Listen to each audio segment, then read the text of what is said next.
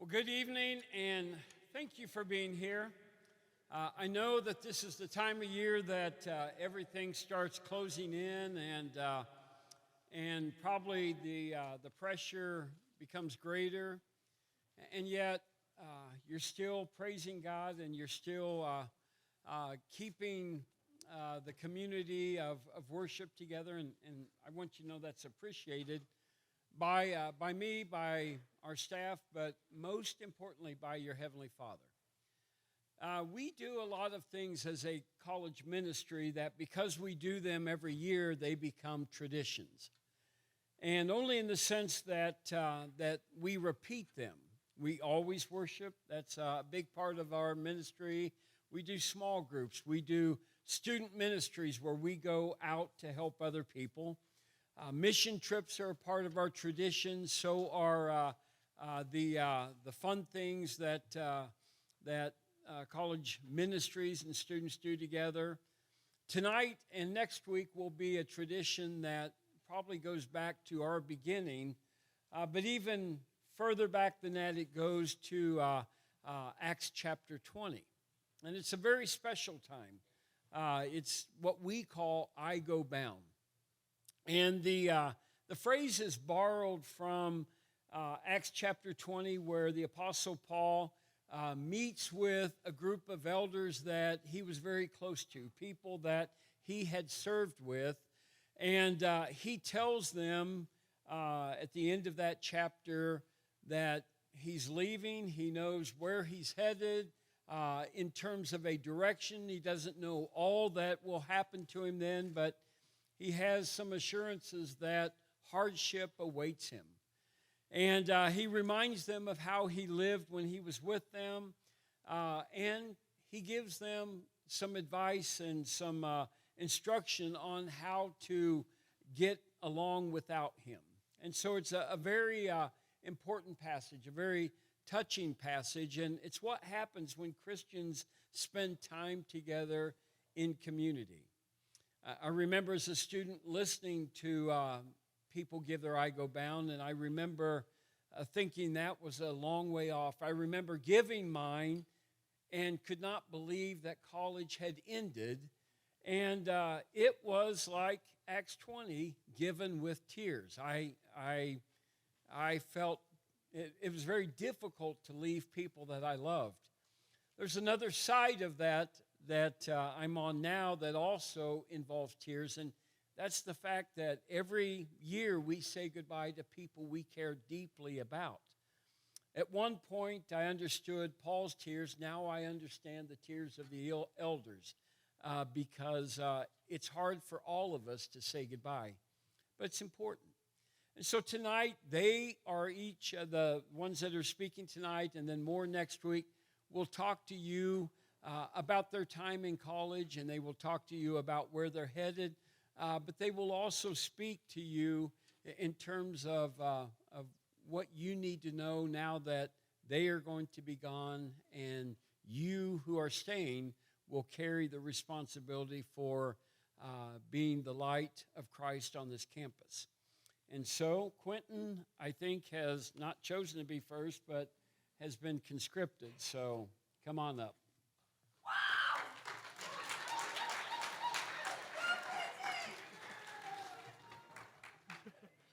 Hey guys, my name is Quentin, and as you already know, I will be giving my I Go Bound.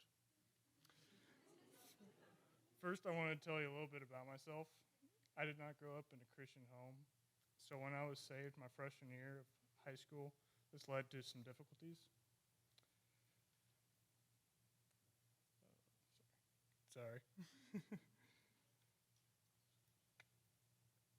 Me and my dad would argue about me going to summer camps and youth groups because I was needed back on the farm.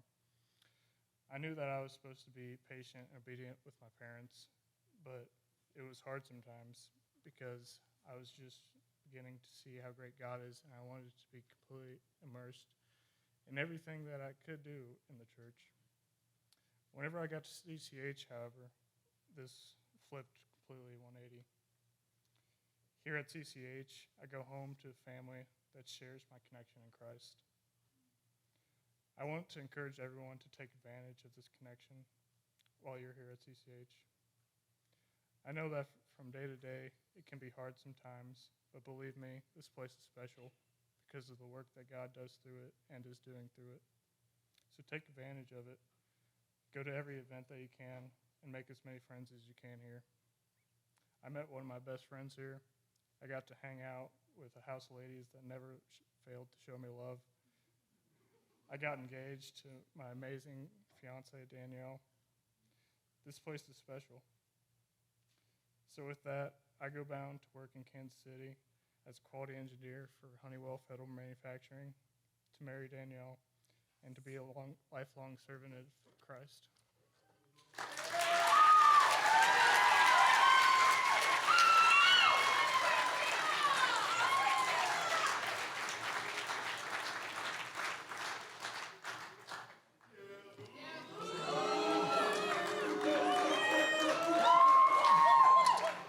Hey, everybody.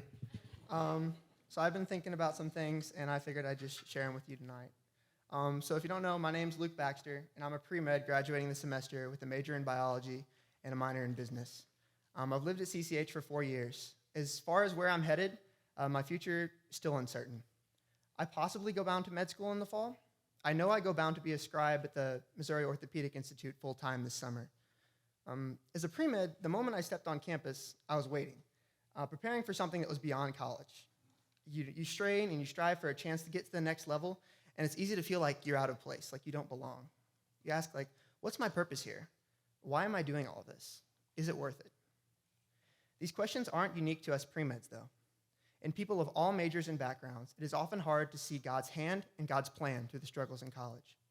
Career plans are often shifting or changing, or they outright fall through. Breakups in long-time relationships shatter what you thought your future would be. Health issues rock families' worlds, and everything that you thought was a guarantee in life now has an asterisk beside it. On top of these hardships, temptations from the world come from every side in college. Matthew 5:16 tells us to let our light shine before men so they can glorify our Father who's in heaven. But sometimes it feels like that light is blowing around in a hurricane. Today, I want to remind you all of a passage that I've been thinking about a lot, Jeremiah 29:11. For I know the plans I have for you, declares the Lord, plans to prosper you and not to harm you, plans to give you a hope and a future. I've heard this verse 100 times, and honestly, I didn't really ponder it until a couple of months ago when I heard the context of this verse. You see, Jeremiah 29:11 is not a standalone promise. It's right smack in the middle of a letter Jeremiah is sending to the Israelites that had been exiled to Babylon. How would this prophecy have sounded to men like Daniel, or to Hananiah, Mishael, and Azariah, who we know by their Babylonian names, Shadrach, Meshach, and Abednego? God, we were carried away from our land by a foreign king. I know the plans I have for you. God, I've been taken from my family, my livelihood, and my history. I know the plans I have for you. God, I don't even speak the language here. They've replaced my name that honored you with a name that honors an idol. For I know the plans I have for you, plans to prosper you and not to harm you, plans to give you a hope and a future. God made good on his promise. Eventually, the Jews did return from their home, and Nehemiah rebuilt Jerusalem's walls. But it's important to realize that God's plan for the Israelites did not start when they got back to Israel. In fact, the most famous stories of God's work in these men's lives happened while they were still in Babylon. Shadrach, Meshach, and Abednego faced the wrath of the king for refusing to bow down to his image. In the face of certain execution in a foreign land, they had faith in God. If the God whom we serve exists, then he is able to deliver us from the blazing fiery furnace and from your hand, O king. But even if he doesn't, let it be known to you, O king, that we will not serve your gods or worship the golden statue you have set up. A man who shined like the son of the gods comes and stands in a furnace with them, and when the astonished king calls to them, they walk out of that bonfire unsinged. They didn't even smell like smoke. The story ends with the king praising the one true God and passing a law to protect the name of God, Shadrach, Meshach, and Abednego. And Daniel lived in Babylon so long that he saw the whole city overthrown and then served under the new dynasty of the Medes and the Persians. Even though he was still a captive in a foreign land, he served faithfully for his king, so well that the king wanted to put him over the whole kingdom. What a work ethic to model. But due to the jealousy of the other advisors, he found himself at the bottom of a den of hungry lions because he would not give up praying to God, no matter what the cost. When it looked like all hope was lost, God shut the mouths of the lions. His accusers were thrown in the next day, and they were crushed before they hit the bottom. Because of Daniel's obedience in God's hand, the king makes a new decree that all the land would worship Daniel's God, the same God that we serve. See, I believe God does have plans for you in your future career, in your future city, with your future friends, spouse, and children. I don't have any doubts about that. But God also has plans for you now, in the midst of your struggles in college, in the uncertainty, in your exile, in your Babylon. Will you stay faithful to God through Babylons in college? Where do people need to see God's light? Who needs encouragement today? Which one of your friends in your class, your flag football team, or your club needs to know Jesus? See, God doesn't need a superhero. He just wants you. God specializes in the heavy lifting. Your job is to trust and obey. Daniel didn't have a muzzle when he was in there with the lions. Shadrach didn't have a fireproof suit. You just have to make the move. God makes the miracles. Following Jesus through uncertainty isn't easy, like it all. And a lot of times I haven't done a good job of it in college. But through the promise of Jeremiah 29:11 and the stories in Daniel that prove that promise, we see that the power of God will move through your life through both certainty and uncertainty if you let him use you. Truly, I tell you, if you have faith as small as a mustard seed, you can say to this mountain, move from here to there, and it will move. Nothing will be impossible for you. Matthew 17:20. God will get you through your Babylon and through your uncertainty, and he will use you for his glory through it if you let him. Thanks for everything, CCH.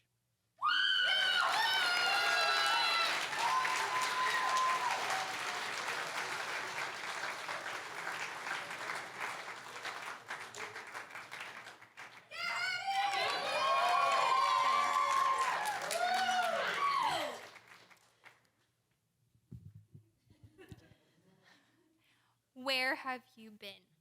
What a question.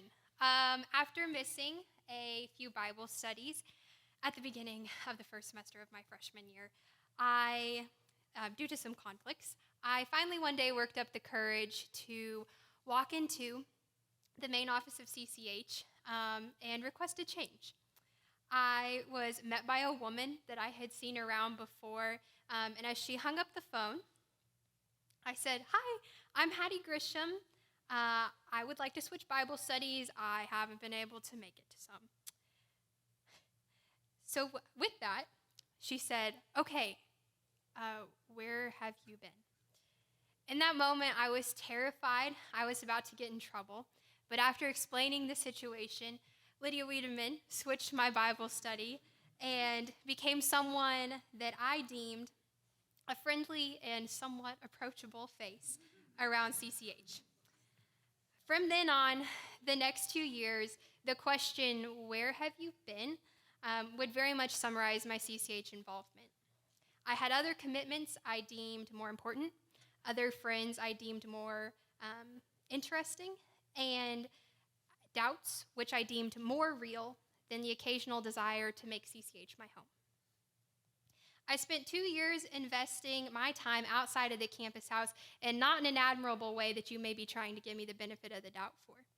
I had been burned by youth group and church experiences in the past and wanted nothing to do with giving this setting a second chance. I attended Bible study, the Well, and Widows, and slept in my bed in the annex at night, and that was about it. I was a drifter, and I did not care to be anything more than that. However, fast forward to March 2020, and no, not because of the pandemic. I went through major life changes socially and spent that spring and summer of isolation feeling more alone, like a lot of us, than any other point in my life. I looked into, applied, got accepted, and fully considered switching schools for that fall semester. But as God does so well, he sent Audrey Martin to ground me and love me right where I was. And so against my will, I stayed. That August, I met some pretty incredible people that would eventually make up what has been lovingly known and roasted as the Ag Couch. Meeting these people who were like me and had similar interests to me gave me my first boost of confidence to take the time to try and make CCH my home. Never underestimate God's timing. A few weeks now into my junior year, I was sitting in the lobby in that tan chair that doesn't ever move, being brave and trying to make some friends. At the same time, God sent a boy I recognized because we had visited his grandma a couple times through Widows to sit down on the couch and talk to me. Caught off guard, I made small talk. As he was getting ready to leave, he stood up and looked at me and said, Hattie, you're way too cool to be hiding out and not hanging out here. And in that moment, I was given the exact next boost of confidence that God knew I needed from Luke Baxter. Words he probably never thought twice about completely changed the entire trajectory of my next 2 years of college. Small conversations like these have unfolded time and time again over the past 2 years, and have made me stop and say, where have you been? About people, about me, about the radical love Jesus shows when we just simply trust and follow him. I stand up here tonight in a place relationally, emotionally, spiritually that freshman Hattie could have never imagined.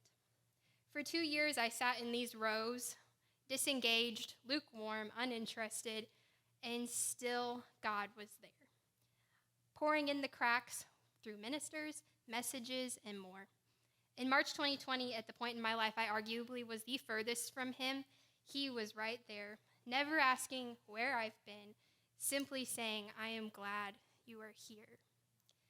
If you're sitting here tonight because it's expected of you, if you're sitting here tonight and you're in a season of doubt, if you're sitting here tonight and maybe you aren't too willing to really give this whole Jesus community another try, I hope you hear me when I say that God is right here with us too, asking and hoping that you will lean in. I leave you with two things. One, where have you been? Maybe you're metaphorically dancing around the uncomfortable situations of talking to people or making a change like I did and worried what the outcome may be. Well, let me tell you, there are people, friendships, experiences, and joy waiting right at the end of your apprehension. And second, don't underestimate your small conversations. Conversations with Lydia, Luke, Addison Brown, Corey. So many of you people in this room have completely changed my life, and I know others would say the exact same thing. All of these things have shaped my time at CCH, and I know that they have given me a glimpse into the heart and the character of God, and I hope the same for each and every one of you as you spend your time here. And with that, I go bound to Fayette, Missouri, right up the road, to teach high school agriculture education and pour into other people with the full bucket that you all have left me with. Thank you.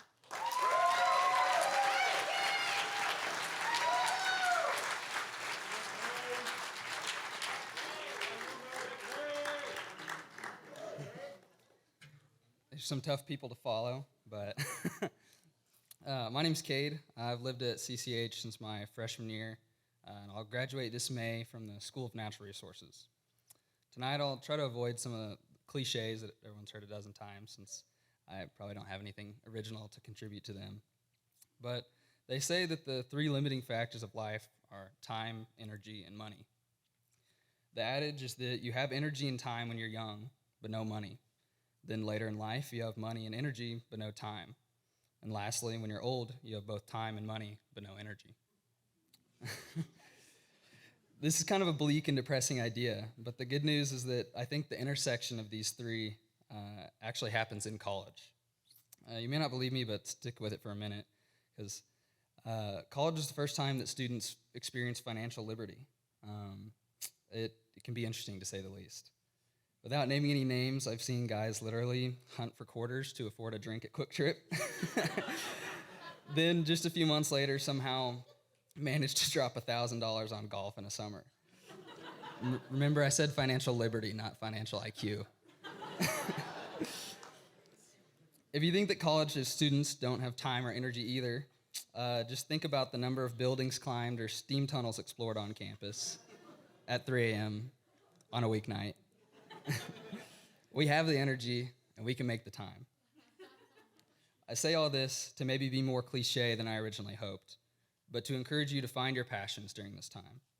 You have the resources to make these 4 years as impactful as you want them to be. I shifted career paths my sophomore year because I had the time, money, and energy to hunt, and I did a lot. In fact, I actually wrote most of this yesterday morning turkey hunting. But through that, I realized there was a lot more of a passion for me than I ever thought, and I wanted to do something more directly related to that, and I'm so grateful that God guided me in that direction. Being engaged and active at CCH is important, but that doesn't mean that everybody needs to do everything. You just have to base it off your personality and what God intends for you. But do take this time and find the things you like to do, the people that you like to do it with, and pursue that. And with that, I go bound to marry Jaden, my best friend, in just 31 days, and then begin a career as a consultant forester. Thank you.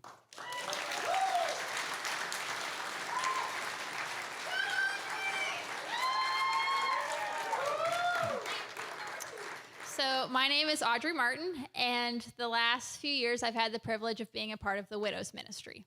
I've learned that a single trip to visit a widow is a pretty good picture of what I've learned at CCH. So the first part in participating in ministry is you got to go get in the van. CCH provides an incredible opportunity for spiritual growth through Bible studies, life groups, the well, mission trips, etc. But we're not going to be able to experience the spiritual growth if we aren't committed to consistently pursuing it. So while no one expects perfect attendance, more times than not, you do need to find yourself in the van. The next thing that happens is you head off. Now, I don't know how many of you have ridden in a vehicle with Lydia Weideman before, but not all the time do we know where we're going, even after we've left the parking lot. This is a pretty good picture of what college life is like. We don't always know where we're headed. I thought I was going to get to go on a trip to Israel. I got to go to Barbados instead. I thought I was going to have a pretty traditional college experience. A little thing called COVID happened. But I learned through these experiences and changes in plans to better appreciate my relationship with God, those around me, and events even like this. So in Romans, when it tells us that God works all things together for the good of those who love him and who've been called according to his purposes, that doesn't mean things are always going to go our way, but it does mean that when our path is uncertain, God's not uncertain of it, and he's certainly there with us on it. The next part of Widows Ministry is oftentimes we like to bring them something. So one day last fall, we went to get a mum plant for one of the widows. It took us a few stores to find the plant that we wanted, and so by the time we'd gotten the plant, we realized we weren't 100% sure of how to get to the widow's house from where we were at. Lydia started driving and told me to get her there. So there was a short moment of internal panic, and then I remembered that in the past I'd taken a picture of all the widows' addresses for a time like this. So after a couple minutes of scrolling through my phone, I found the address and got us pointed in the right direction. As Christians, we need to be more prepared than I was in that moment to give directions. Not how to get somewhere in a location, but rather how to point people to Jesus. In 1 Peter 3:15 tells us to always be prepared to give an answer to anyone who asks for the reason for the hope that we have. So if it's a lost classmate or a kiddo in children's ministry or anyone else, be ready to give an answer. So if that means spending more time memorizing scripture or practicing your timeline in Corey's Bible study or simply committing to spending more time in the Word each day, do it. Finally, we arrive at the widow's residence. We spend time listening and learning, talking, doing whatever she needs done around the house, and it's ultimately the mountaintop experience of the trip. I hope your time at CCH, you have your mountaintop experience. This might be a mission trip. It might be an exceptional coffee date. It might be an awesome life group. But in Romans, when it tells us, may the God of hope fill you with all joy and peace as you trust in him so that you may overflow with hope by the power of the Holy Spirit. I hope that you overflow with joy and peace into your everyday life and you let it overflow into the lives of those around you. Now, finally, comes the most important part of the trip, heading back. We've spent time learning from those wiser than us, encouraging our peers, maybe talking about who at CCH would make a cute couple. We've ministered to widows, and in reality, they've ministered to us. But now what? CCH isn't meant to be a safe or convenient housing option for a few years. Rather, it's meant to be a spiritual training ground for the rest of your life, for how to accurately represent Christ. As Luke stated earlier in Matthew 5, It tells us that we don't light a lamp and put it under a bowl. Instead, we put it on a stand for it to bring light to everyone in the house. And in the same way, let your light shine before others so that they may see your good deeds and glorify your Father in heaven. I hope that you would see the light that those around you are able to share at CCH. I hope you notice when a roommate graciously but unnecessarily washes your coffee cup way too many times in a semester because you left it by the sink yet again. I hope you notice when a couple teammates ferociously attack the moles in a widow's yard because she noticed that they were a problem and they have a servant's heart. I hope you notice when a friend who knows that you're not a hugger will give you a hug every time she sees you to make sure that you know that you're loved. I hope you notice when your favorite redhead will help you corral whatever creature has found its way into your house on what's been deemed Wildlife Wednesdays. So I hope you take notice of the light that those around you are shining and shine it through your own life for the rest of the world to see why you have your hope in Jesus Christ. So with that, I go bound to teach high school agriculture at Wellsville Middletown and marry Joshua in 31 days.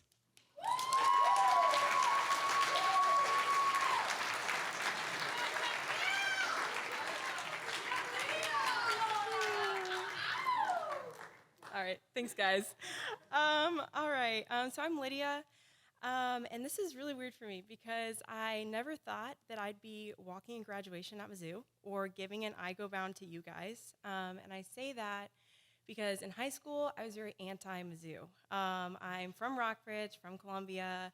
My mom was always like, go to Mizzou, go to CCH, because we're also a forum family, so I knew about CCH, and I was like, no, Mom. That's basic. I don't want to do that. I want to do my own thing. I was on a Florida kick for a while. I was doing big things. And so I decided closest to the beach with that tuition was Missouri State. So I made my way down there. And yeah, freshman year was really great. I learned a lot about independence, made a lot of really good friends, kind of made my own way there. But sophomore year was really hard. I didn't feel like I had a lot of community. I felt kind of lonely. I didn't know what to do. So I began praying that God would bring me a Christian community and Christ-like friends. And at the time, I didn't see what was going to happen. But I ended up transferring to Mizzou with a couple more words from my mom. And she said, I texted Lance, and he said he has a spot if you want it. And in my head, I was like, well, I don't really want to go to Mizzou, but that's my only option. And hadn't really planned to go to CCH and hadn't been on the wait list like a day in my life. Some of you guys have been on there for like 12 years, but I was like, no, I'm not even on here, literally.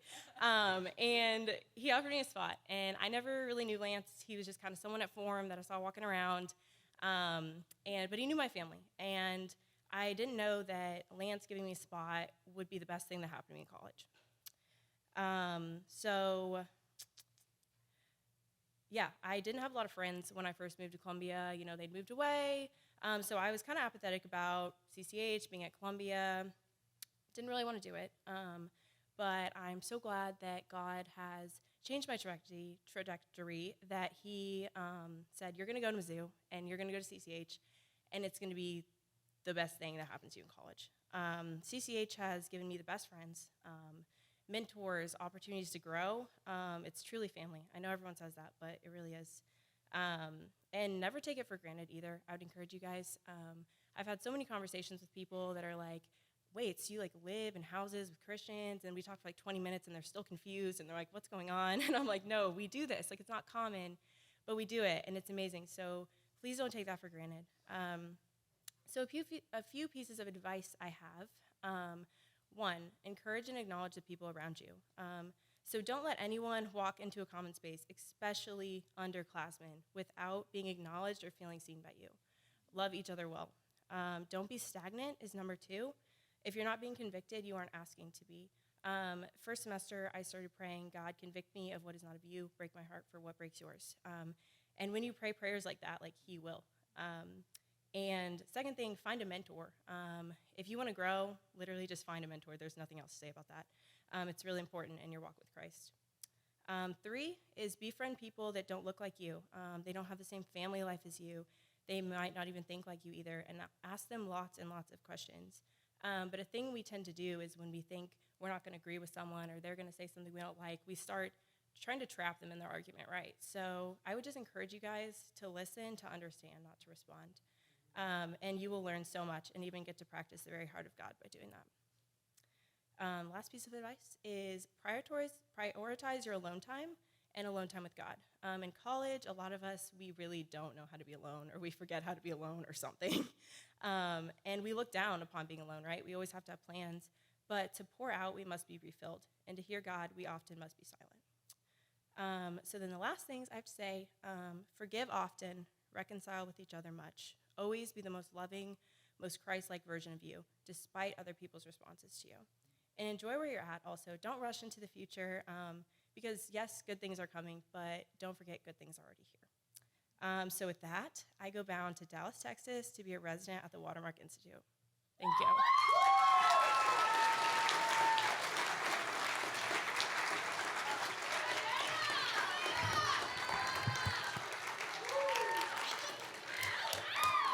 Hello.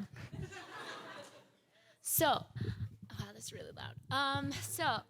If any of you have ever seen this movie called 10 Things I Hate About You, it's a great movie. Probably not that appropriate, but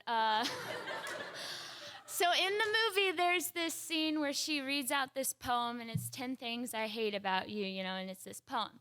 So I'm going to do something like that tonight, except I'm not going to do 10 things I hate about you, because I don't hate you guys. I'm going to do 10 things that I've learned in college. And it's a poem, so it does rhyme. Kind of. Okay. So I've learned that life is full of meetings and partings, and that group projects suck no matter the class. I've learned how to check the oil in my car. That was yesterday. And how to BS on an essay enough to pass. I've learned that being nice doesn't cost a thing, and with great power comes great responsibility. That 3 a.m. is the best time to streak the quad, not that I would know, and that to do a turkey call courtesy of Andy. I've learned how to survive on pizza rolls and frozen meals, and the importance of living in another country, that you don't always find your spouse at the campus house, and how to wrestle with making my faith for me. I've learned grades are not everything, and how to survive a mind covered in sorrow. But mostly, I've learned that God will provide for me yesterday, for me today, and for me tomorrow. So with that, I go bound to Kansas City, Missouri, where I will be working for PwC as an auditor.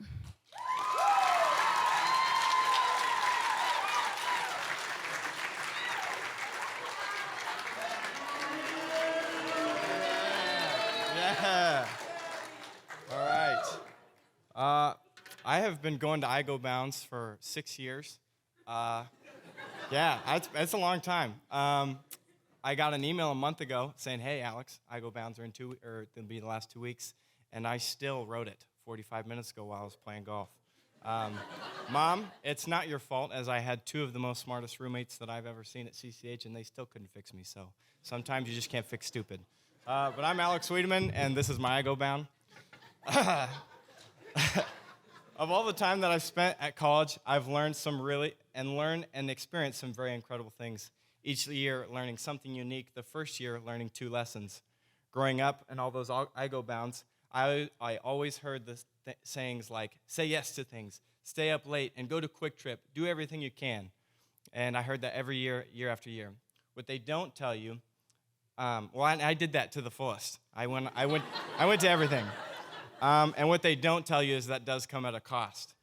They don't talk about the early mornings with no sleep. They don't talk about the failed tests, the trespassing fines, the legal fees paying lawyers, and bumming $1 off of your roommate to go to Quick Trip for the 5th time that week. And ultimately dancing with academic probation. While those situations caused minor panic attacks for both me and my parents, I don't regret any of it. I make a lot of decisions based on how much I will regret them in their future, and I would not trade my worst night hanging with the guys, going bow fishing, or staying up late about talking about anything for even a good GPA. The second lesson is go to community college. Your first 2 years. Number one, it's cheaper. Number two, it's easier. And number three, all those bad grades and bad GPAs and academic probation don't transfer. So all of those mistakes that you made the first 2 years, they don't matter. You get a fresh start at the big bad Mizzou.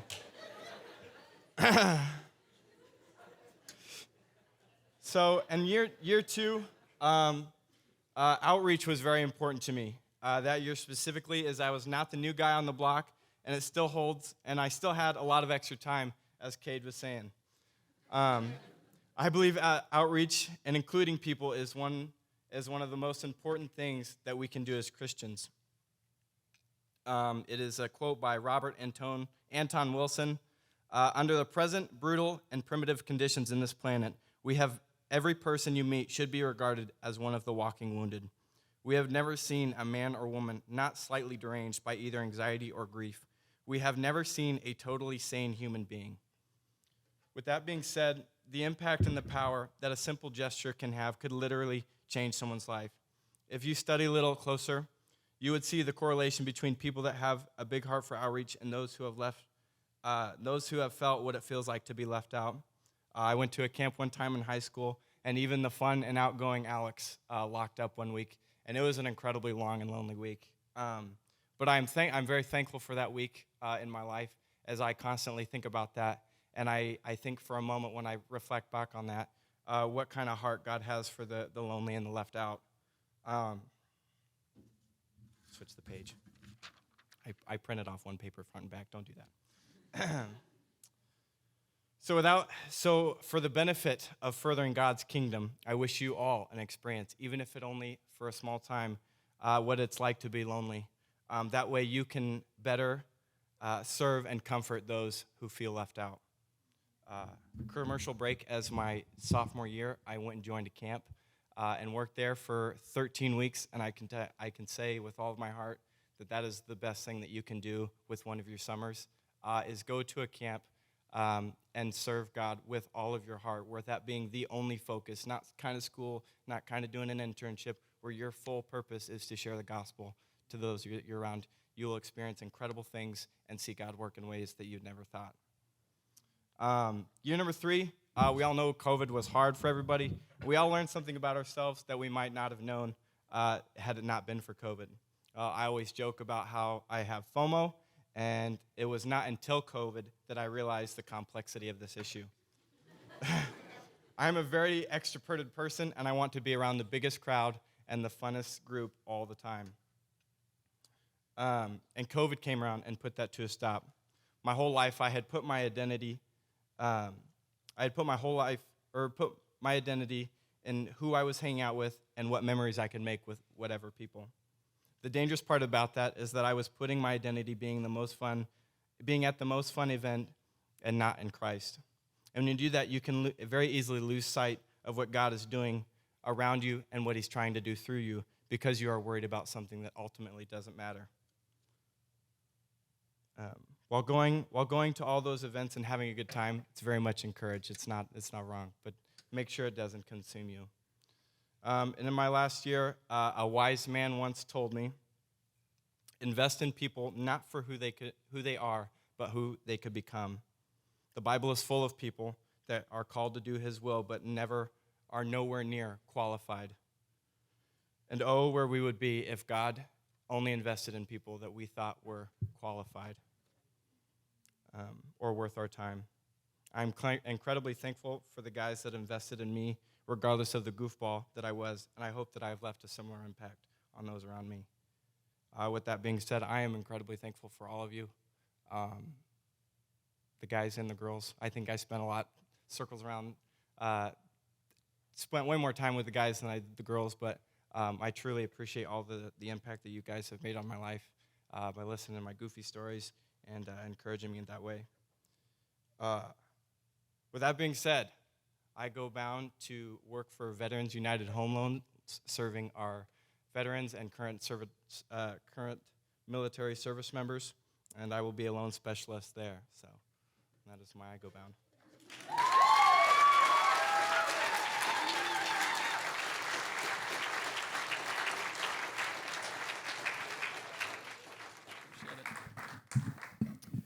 Yeah, so for those of you who don't know me, I'm Grant Paten. I lived at CCH for my first 3 years of college. And going off that today, I just kind of wanted to talk about my 3 biggest advantages, or the 3 things not to take for granted while you're at CCH. So the first one is community. And I feel like this one's pretty obvious for CCH. Everyone knows how great CCH's community is. And you can see that just through all the previous I go bounds and the I go bounds that are going to happen. And also just looking back at the memories I had, definitely the best ones came from the community of CCH in college, whether that be going to the rec to play basketball, working out with friends, going to the steam room, or just CCH events like the slip and slide or float trips or anything like that came from CCH's community. But most importantly, I think the best thing about CCH community is that we're all Christ followers. In Ecclesiastes, it says, 2 are better than 1 because they have a good return for their labor. If either of them falls down, one can help the other up. But pity anyone who falls and has no one to help them up. Also, if 2 lie down together, they will keep warm. But how can anyone keep warm alone? Though one may be overpowered, 2 can defend themselves. A cord of 3 strands is not quickly broken. So off that verse, I think CCH is not just a community of friends, but it's a community of Christ followers. The second advantage I had is the ministries and serving opportunities. A couple weeks ago, Lydia Weideman had brought this up at the senior night dinner, and it stuck out to me because I had never realized how lucky I was to have the ministries and the surfing opportunities, such as like Coyote Hill or the food bank, or obviously just the weekly ministries we have. Kind of to take that to another level, some areas of the world are like even persecuted for having ministries, and so we're just so lucky that we have those opportunities. And then Matthew 20:28 says, just as the Son of Man did not come to be served, but to serve, and to give his life as a ransom for many. And so just another thing I had was I also found out my love for serving through CCH and through Coyote Hill personally. And that verse kind of has stuck with me because Jesus didn't come to be served, but he came to serve, and I kind of want to live my life after that. And CCH has let me do that through ministries and through serving. And the last one is outreach. And all throughout the New Testament, Jesus teaches that he's not only for the Jews, but he's for the Gentiles, and he's for everyone. In Galatians 3:28, it says that there is neither Jew nor Greek, there is neither slave nor free man, there is neither male or female, for you are all one in Christ. And I would say one of my biggest regrets as a Christian and as a member of CCH is by not reaching out to meet more people on campus. And by being on campus, you have unlimited opportunities to reach out to non-believers, whether that be classmates, walking to class, going to the rec, intramural sports, or just any Mizzou event. Sometimes I got too wrapped up into hanging out with my tight-knit groups of CCH people or doing my own things. But I think the main purpose about CCH is not only having that community, but also being able to outreach to others. And it's the main purpose of that is to make disciples of Jesus. And so with that, I have the verse, therefore, go and make disciples of all nations, baptizing them in the name of the Father, the Son, and the Holy Spirit, and teaching them to obey everything I have commanded you. And surely I am with you always to the very end of the age. So as you continue the rest of your college's careers at CCH, the things I want you to remember is to take advantage of the community, ministry, and outreach. So with that, I go bound to stay in Columbia and work at Veterans United as a loan specialist.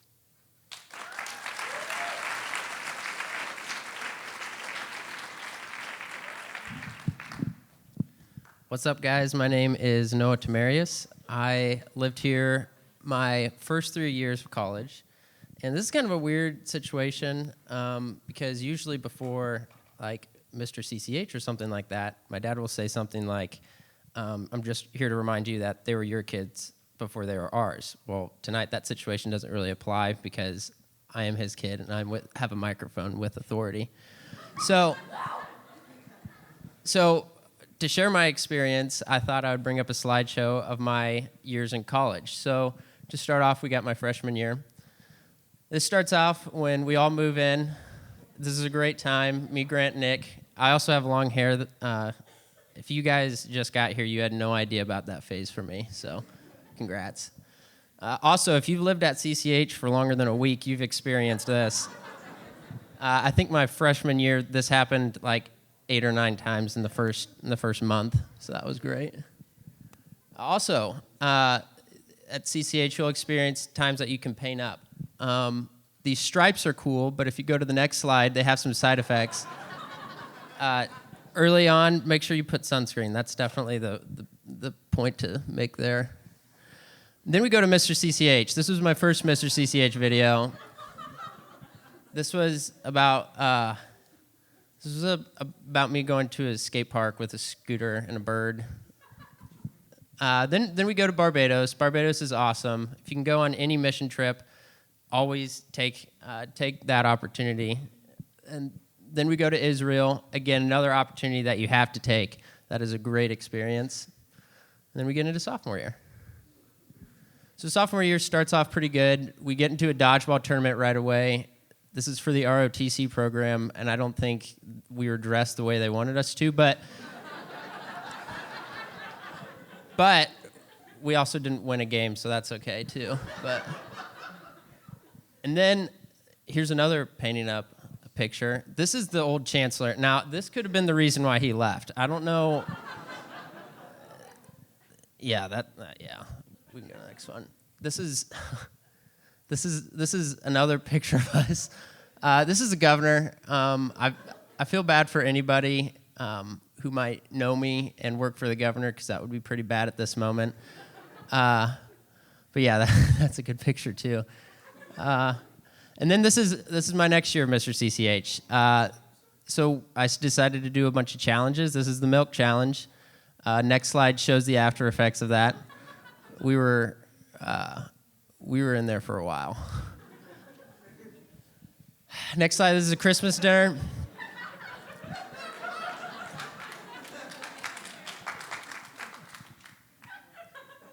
And then we got Barbados again. This is with all the students. We had a cool vacation Bible school. That was a fun time. And then we got into this phase where we would do theme nights for the guys. This was kids' t-shirt night, if you couldn't tell. And then this is kind of at the beginning of COVID. You can't really tell where this is at, but this is at Mizzou. This is at Mizzou's football field, actually. So this is when we decided to sneak onto the field and ended up getting caught. So those were tickets that we received after talking to the cops. That was not a great time. Then we go into junior year. It's already junior year.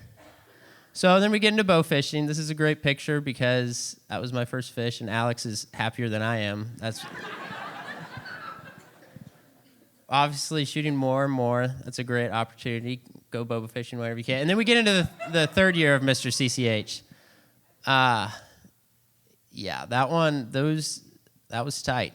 That was tight. And then, okay, so this is Barbados for the third year, and this year was COVID, and we ended up having to quarantine in a hotel for a week. And when you quarantine in a hotel with 3 other guys for a week, you get kind of bored, and so you get kind of creative. So we decided to create Palm Sunday cards, and this was them.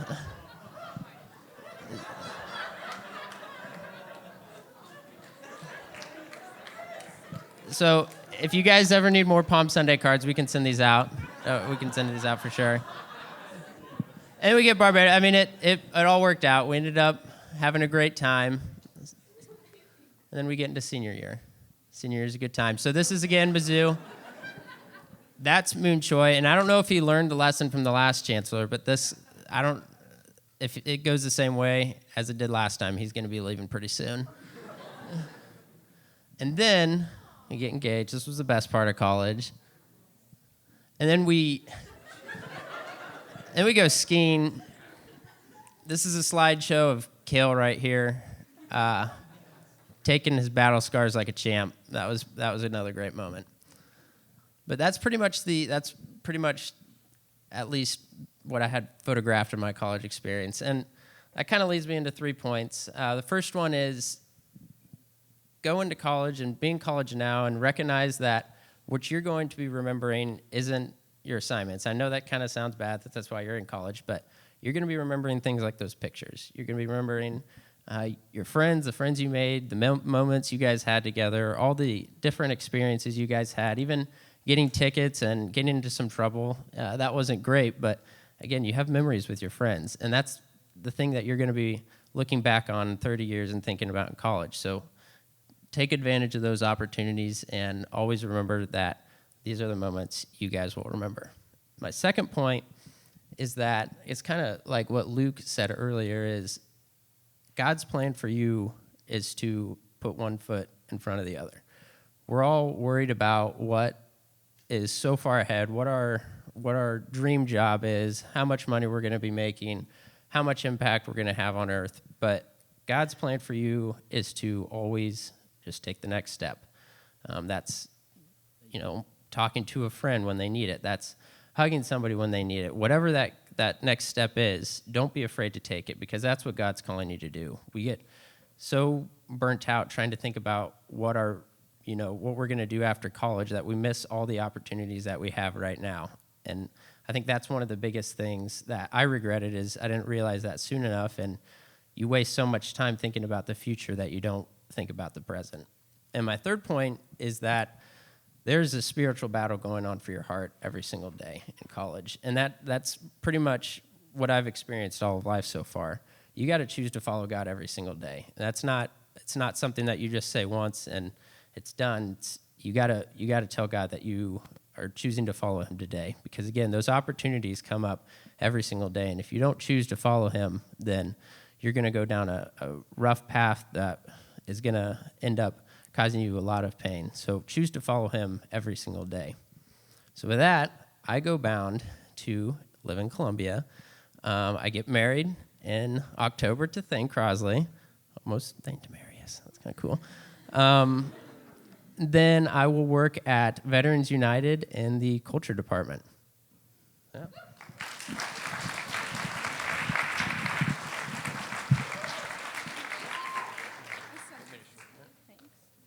No, I can't agree. We're definitely going to remember those pictures. Hi, everyone. So my name is Mary, and if you know me, you know I love to play games. I love playing games with people, and there's actually several people here tonight that I've had the privilege to get to play games with. I love the time spent playing games with people from across the table or across the gym. I grew up playing a very competitive sport called swimming. If I wasn't competing against someone else, I was then competing against myself, and with board games, card games, video games, even games that are more active like volleyball, pickleball, and hide and seek, I feel the same kind of instinct to compete. Some games are easier for me to figure out, while other games have taken me more time to learn. But people who know and love the game already, I have found make the best teachers. I think for all of us here, the game of hide and seek is one of those games that we learned early on, and it's also one that can be not fun really fast. Maybe your version of hide and seek looks more like search and evade across Columbia or sardines in and around Main House. So hide and seek, we still enjoy playing today. For anyone that does not know the premise of the game, there are two main roles, the hider and the seeker. If you are hiding, you want to do a really good job of hiding. You want to stay in your spot, not make any sound, and resist the urge to peek out and see if anyone is looking for you yet. You do not want to give away your special hiding spot or be found too soon. What would be the fun in that? For the seeker, it is actually more fun to find the person hiding as fast as you can. This tension is what makes it a game. Thank goodness we live in a post-industrial era with we no longer have to trade sheep for wood like in Settlers of Catan. You see, some games would not actually be fun to play in real life. And with hide and seek in real life, these feelings and roles are reversed.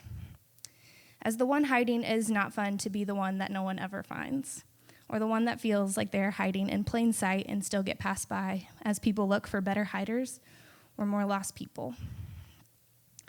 The seekers are also never as eager in real life to go find people.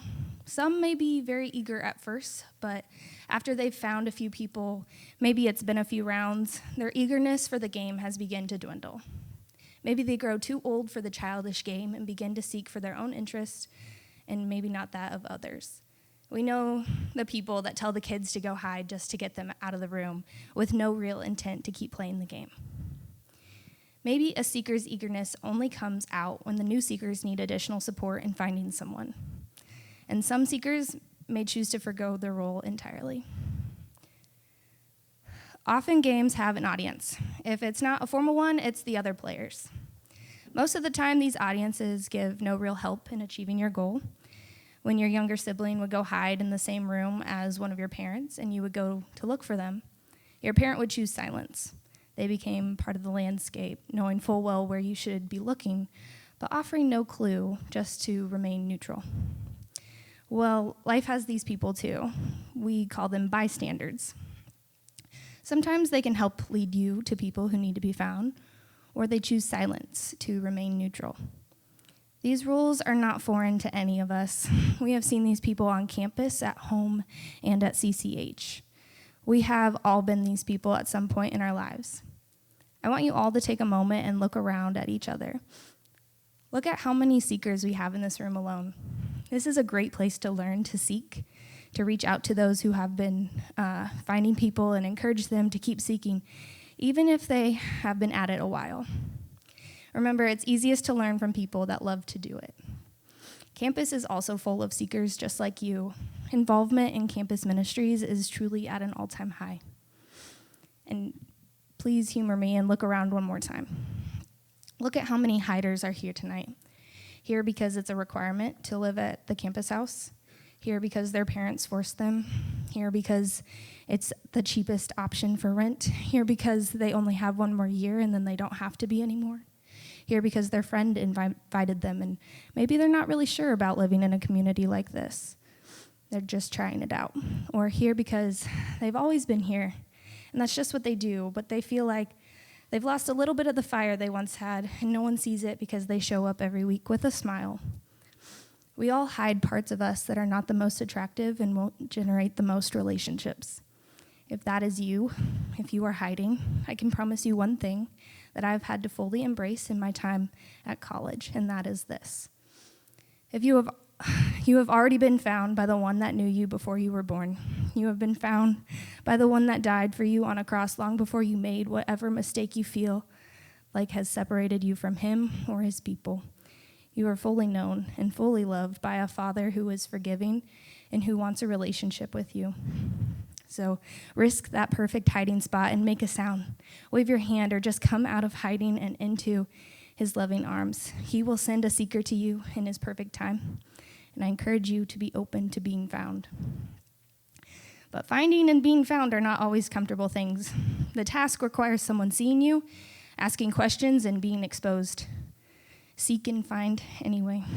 If you are a bystander, because it's easier, or because you're tired or busy, or because you were never sure how to seek in the first place, the time to start is now.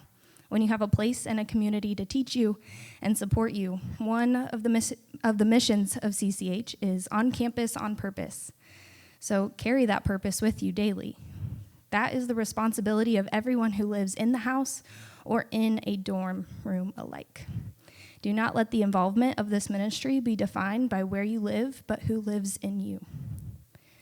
I want to say thank you to everyone who has sought to find me in my grief, in my questioning, and in my distance. Community is valuable, and I appreciate the way that this ministry has allowed me the chance to connect with people I wouldn't have otherwise because they were no longer at the campus house when I was. Thank you to Heather for keeping me interested in my faith throughout middle school and high school in one of the hardest parts of my life. Thank you to Jaden for putting me on a flag football team my freshman year and then becoming someone that I can confide in my second. Thank you to Corey for making the Bible easier for me to understand, and thank you to Lydia for always making me feel seen in a room. And thank you, David, for showing me how to ask questions, and thank you, Lance, who baptized me last year in February. And to my sister for giving Mizzou a try, even though it was not her first choice. So with that, I go bound to stay in Columbia and continue working at the nonprofit called Deaf Lead that I've been at since March. Thanks.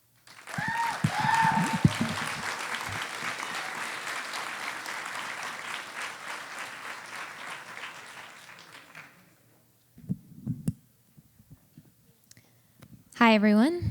My name is Ellie Swanson. I've lived at CCH for all 4 years of college. In 2018, when I began college, Barna researchers estimated that roughly 70% of high school students who entered college professing Christians will leave with little to no faith. Since I've lived at CCH, I've been a part of 8 Bible studies, served for 7 different ministries, served on 2 short-term mission trips, and faithfully attended and served my local church every week. By God's grace, I'm in that 30% whose faith has endured. If you do not know Jesus, not only are you opting for the wrath of God instead of the free gift of a glorious eternity with Him, but you will drown in this life. When I came to CCH, I had no money, a broken relationship with my mother, and no place to call home. Just a motorcycle. And by God's grace, a scholarship paid for education. Life during college was hard. I hit rock bottom more times than I can count. Sexual and emotional abuse, 2 divorces, 3 remarriages, death in the family, multiple breakups.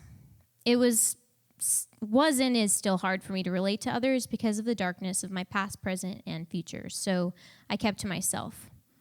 If it wasn't for my generous church family, countless spiritual mentors, and God's constant provision, I would be absolutely lost. But God is faithful, and He has never left me nor forsaken me. Circumstances should not affect the life of the believer. Faith always prevails over circumstance. 3 words of advice to younger students. 1, don't go to church. What I mean is, don't go to church and sing worship songs and hear a sermon and go to lunch. The Son of Man came not to be served, but to serve. Our local churches need young people to pour into their youth groups, to teach their Sunday school classes, and to serve the body in worship.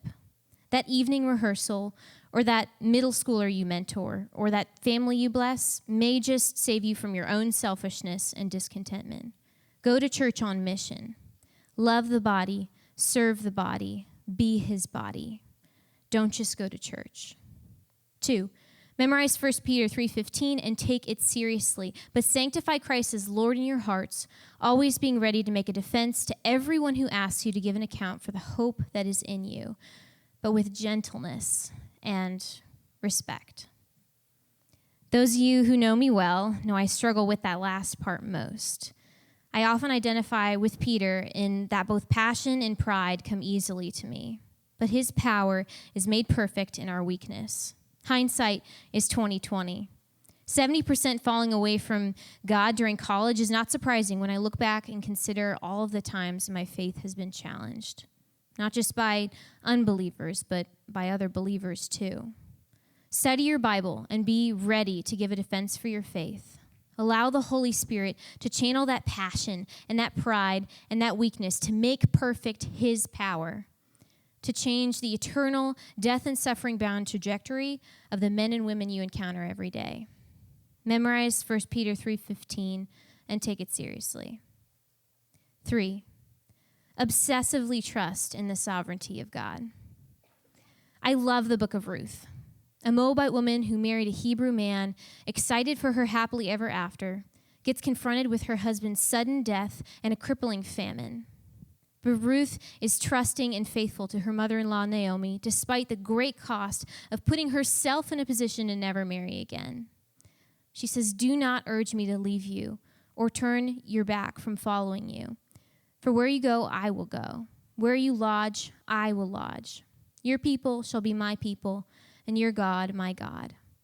And God was her God, never leaving her or forsaking her.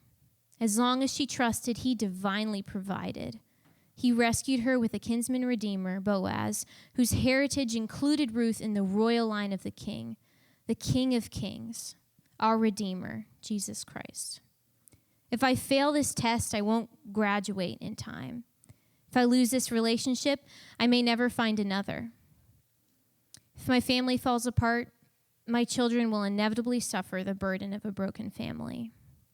O you of little faith. Psalm 103:19. God has established his throne in heaven, and his kingdom rules over all. God writes the final chapter, but you don't have to read it yet. You just have to trust, obsessively trust in the sovereignty of God. I go bound to remain in Columbia, work remotely for a J-Galt Finance Suite, and continue to serve on the worship team at Grace Bible and newly as a volunteer youth leader. Thank you.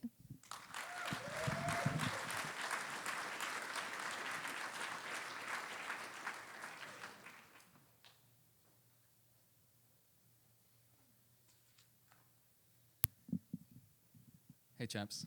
Does that pick me up? Let's try that again. Hey, chaps.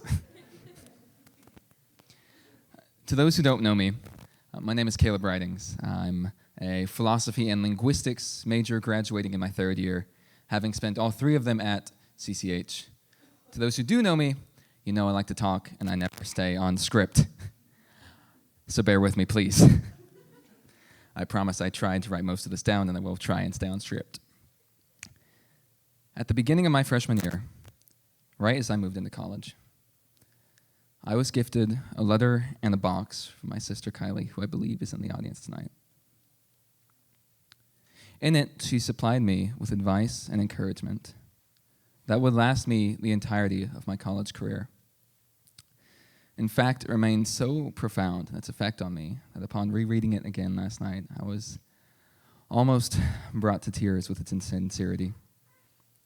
So, in honor of that letter and the impact that it's had on me, I'd like to address you all in a likewise manner. 3 points of advice intermixed with 3 points of encouragement. And if I can, a few thank yous as well, because again, I love to talk. My first piece of advice is this. Write to those you care about, including yourself. Written words have a profound and lasting impact, especially if you're writing to someone like me, whose love language is words of affirmation.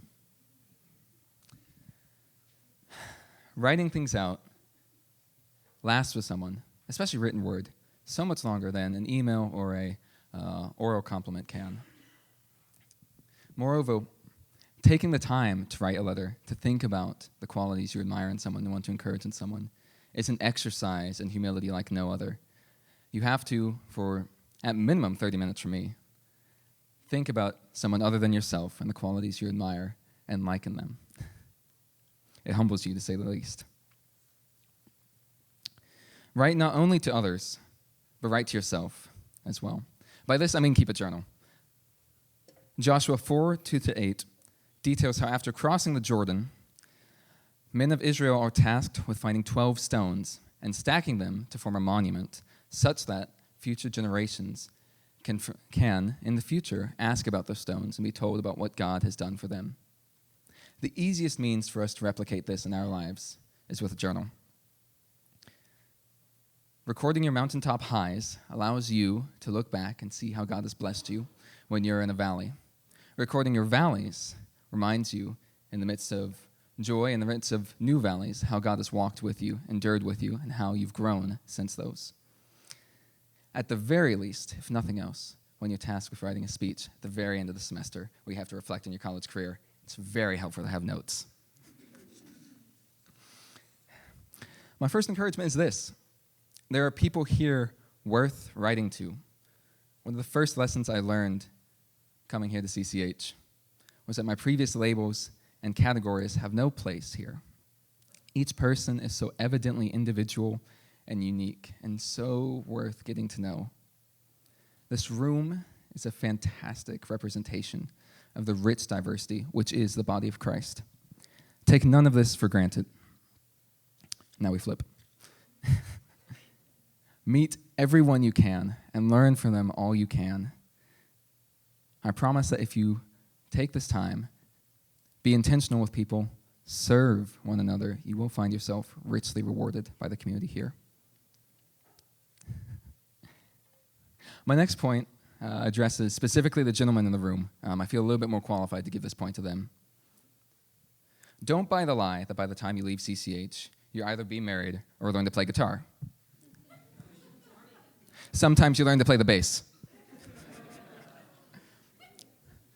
Anderson and Nora can have some comedy points for that.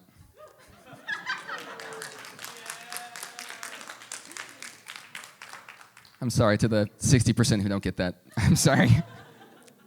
In truth, gents, I will say this. Seize upon every opportunity you have to honor the woman here and around you. The ladies here are special. They're unique in their character and their desire to pursue God. And I cannot think of a more apparent testimony on this campus than the way that the men of CCH treat their women.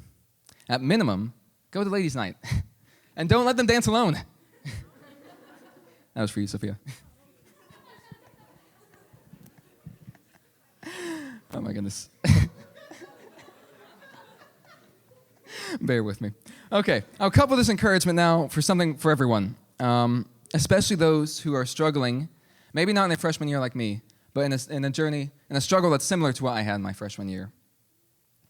When I came here, when I was rereading my entries really early on, keep a journal, I found that one of the biggest things I struggled with was finding a place to fit in at CCH. I couldn't find, I just felt like I was an outlier. I didn't know where I belonged. And if you're in a similar place, I can promise you this, that there is a spot for you here in CCH. It's no mistake that you've been brought here. It found a place for me, who was a wide-eyed, scrawny freshman who would never stop talking, had a penchant for fancy pants language and obscure topics of conversation. If there's a place for that, there's absolutely a place for you.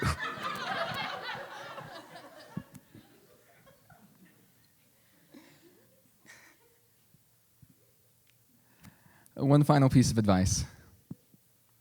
Pray for contentment, not certainty. Contentment is a bizarre experience. It comes in really odd places. 2 summers ago, right as COVID was kicking into high gear, I made the bizarre decision to spend my summer break living with and campaigning for, a few of you know where this is going, a gentleman who I had known previously only through 2 phone calls and 1 FaceTime. And I spent a summer with him. And my friends thought I was nuts. And they were so right. This was an insane move. And I tell you now that the only reason that I had the audacity to go through with this was the overwhelming and divine peace that flowed through me and through my parents. They definitely wanted to let me do that if they didn't have peace about it too. And that's contentment. It's weird. It comes in the midst of no certainty. I had no idea what I was doing that summer at all. I didn't know the guy. I have no idea what I'm doing when I go off to where I'm going next, to law school, not to give away the goat too much. I have no idea. I can't imagine 4 years from now. But that's irrelevant to contentment. Contentment is in opposition to certainty. In fact, it totally ignores certainty. It's found in totally trusting God and His character and His promises to take care of you and use you for His will. I'll couple this with this. That was a good sentence. When you pray for contentment, you have to be willing to fight for it. John 10:10 records that Satan is a thief, here to kill, steal, and destroy. And I would posit, not to add to Scripture, that the target of these things mentioned in this verse is your joy.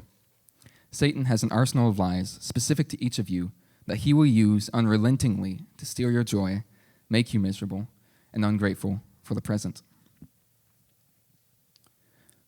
Trust in God and His promises is our only solution. Although, I'll go back to my first point, journaling helps you keep track of which lies Satan likes to use against you. So, These all flow together. I guess that's what I'm getting to. My final point of encouragement is this. Your identity is in Christ alone. And so long as you're focused on that, focused on the divine and what's above, and not getting too stuck in the highs and the lows of this earthly world, you'll be able to withstand whatever Satan throws at you. The core of what makes this community, Christian Campus House, so special is that no matter where you go or who you interact with, you're dealing with people on the same journey as you who are going to remind you and encourage you in this, to keep your eyes up and not in the world around you. I want to close with a brief list of thank yous. I promise it'll be brief. But I think these all deserve some public recognition.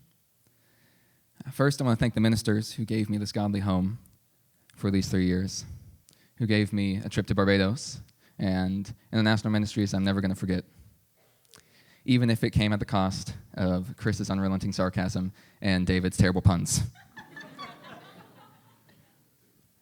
I want to thank Second Floor and the gentleman of that floor for simultaneously giving me hope for the future and paranoia about the present.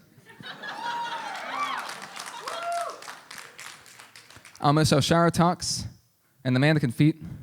Not the door. Actually, I will miss the door. That's a lie. I'll be sure to send you all my future counseling bills. Second floor, best floor. Yeah, done right, yeah.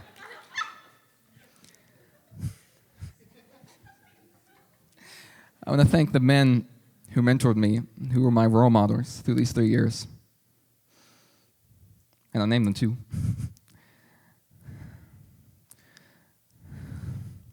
And Josh Miles, Matt Martin, Jess Culbertson, Will Deckard, and Cameron Flatt.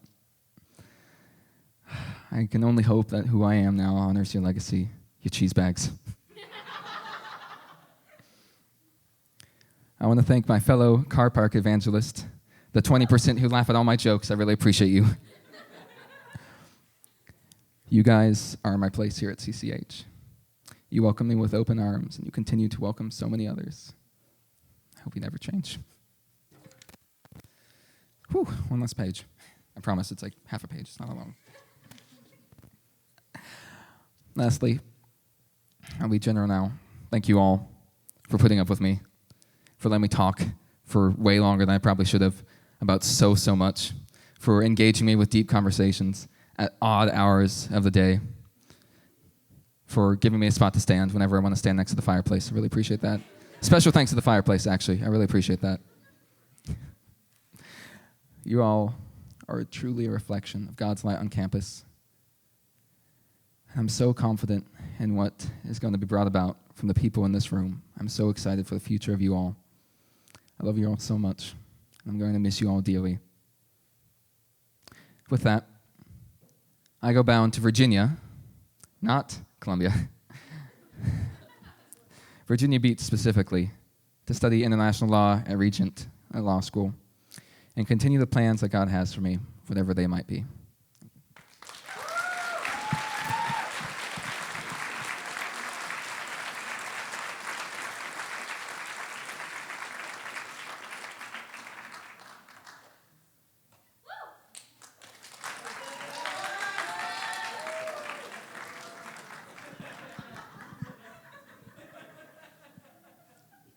Hello. I don't understand what's so funny about that, but I appreciate it. So, my name is Nathan Crum. So, just a little bit about me. I have spent the past 3 years of my four at college here at CCH, and I'd just like to share with you a lesson I've learned while here. So, we often focus heavily on mission work, reaching out to the far corners of the globe with the gospel. More recently, there's been increased attention directed to the unreached members of our own community. However, there's another group that we need to take extended effort to reach as well. That's the believers in our own spiritual communities. As followers of Jesus, it's important that our actions display Jesus' love to both unbelievers and believers alike. And so, to illustrate this point, imagine a person who has confessed their love to Jesus and been baptized. But in their heart of hearts, they still harbored significant doubt in the gospel. Maybe they were baptized out of family tradition, or maybe they've discovered sort of new arguments that have caused them to waver in what was previously a steadfast faith. From the outside, these people seem to us as just ordinary believers, especially to the Christian mind, which has a tendency to assume the best in others' spiritual lives. From the inside, however, in this example, the person is waging a spiritual war that would make the recent conflict in Ukraine look like a boxing match. So if this person expects to encounter Jesus-like love within other believers, given this doubt, but they don't experience any of it, imagine what sort of conclusions they'll be drawn concerning the faith that they're already doubting.